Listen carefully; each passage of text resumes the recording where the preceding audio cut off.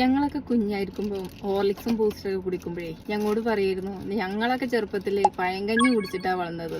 ചില കസിൻസ് ഒക്കെ പറയുന്നതാണ്. പഴങ്കഞ്ഞിക്ക് നമ്മുടെ സാധാരണ കുടിക്കുന്ന കഞ്ഞിനെക്കാട്ടിലും എത്രയോ ബെനിഫിറ്റ് എന്ന് കണ്ടുപിടിച്ചത് ഇപ്പം. പുളിപ്പിച്ച ദോശ, ഇഡ്ഡലി, ഇങ്ങനത്തെ സംഭവങ്ങളൊക്കെ ഫെർമെന്റേഷൻ ചെയ്ത ഫുഡാണ്. അതുപോലെ തന്നെ സാധാരണ പാല് കുടിക്കുന്നതിനെക്കാട്ടിലും എത്രയോ ബെനിഫിറ്റാണ് ചീസ് കഴിക്കുന്നതിന് അല്ലേ, അല്ലെങ്കിൽ തൈര് കഴിക്കുന്നതിന്. അതുപോലെ നിങ്ങൾക്ക് പരിചയമില്ലാത്തൊരു സാധനം കാണിച്ചിട്ട് ഞാൻ ബ്ലാക്ക് ഗാർലിക്.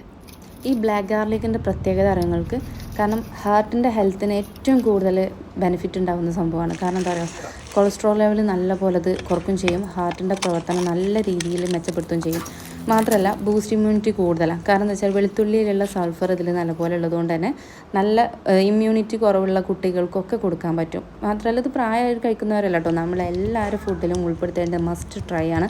ഇത് കഴിക്കേണ്ടത് പറ്റുവാണെങ്കിൽ ഇതിങ്ങനെ പച്ചയ്ക്ക് തന്നെ കഴിക്കണം, അല്ലെങ്കിൽ